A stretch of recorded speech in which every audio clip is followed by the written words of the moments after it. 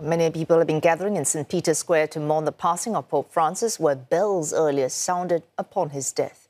For more, we have Seema Gupta. She joins us live on the ground. Seema, what's the atmosphere like at the Vatican right now?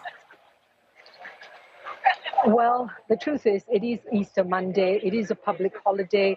You've got tourists, you've got pilgrims. It is also the Catholic Jubilee year. So, of course, you have lots of people gathering. And then the news broke this morning, early in the morning, Pope Francis at 7:35 local time passed. And we understand now that the process that has been in place for centuries now kicks into place. The person that is now in charge at the Vatican is the Camarlengo, and that's Cardinal Cabin Farrell, and he has determined that there will be certain procedures put in place. We know, for instance, this evening, the body of the Pope will be placed into his coffin. And we've also heard from the Vatican now that probably by Wednesday, the 23rd of April, we will have the body in St. Peter's Basilica for a chance for the faithful to pay their last respects. Now, the mood in the square is one of sadness for some people who are just shocked by what's happened.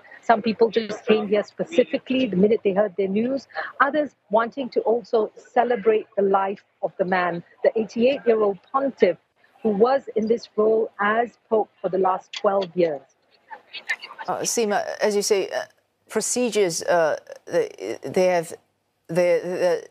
enshrined in tradition at the Vatican. So you would know, and you've given us some dates, for example, 23rd of April, we would know what we can expect over the next few days. Yes, I mean, we'll have to see the timetable that the Vatican puts in place. But what happens right now, of course, it's about the last respects, about people coming together. There might be prayer vigils, specific masses at St. Peter's Basilica, and then we'll have more details in terms of when the funeral will take place. Now, Pope Francis was actually very clear about how he wanted his funeral to be. For instance, to give an example, he wanted to be placed in a coffin. Unlike the coffins of previous popes, he wanted it simpler, simply a wooden coffin that is encased with zinc. He did not want the coffin to be placed on a pedestal. He wanted it to be at a lower position. And then, most importantly of all, perhaps, he said clearly he does not want to be buried in St. Peter's Basilica like many popes have done before. Instead, he has chosen to be buried at St. Mary the Major, or Santa Maria Maggiore, as is known here in Italy. This is one of the four main basilicas in Rome. That's because he has a very close connection, if you like, with the icon of Mary that is in that basilica. It is a place that he visits every time, before and after he makes any papal visit. He did that when he visited Southeast Asia in last year, a 12-day visit, one of the longest he made, where he was in Singapore, in Indonesia, and in Papua New Guinea. He made that visit. Before going there, he went to St. Mary the Major to pray, and he also prayed there on his way back. So now he has made the decision that he wants to be buried there. So we'll have to see how the funeral actually plays out. And then, of course, after that, we've got the conclave in which the decision will be made and who will take over from this Pope. Oh, thanks. That's Seema Gupta. They're reporting live from St. Peter's Square in the Vatican City. With preparations, as we heard, they're underway for Pope Francis's funeral. We look back at his time as head of the Catholic Church. This is the moment the world met Pope Francis in 2013, who asked his followers to pray for him as he took on his new role and new identity. He was born Jorge Mario Bergoglio in Buenos Aires, Argentina in 1936 to Italian immigrants. Ordained into the priesthood in 1969, Bergoglio rose through the ranks to become Archbishop of Buenos Aires. Ed era una figura molto originale, ero molto incuriosito. Lucio Brunelli is a journalist who first met then Cardinal Bergoglio in 2005. 2 days after the papal conclave in 2013, Brunelli got a surprise phone call.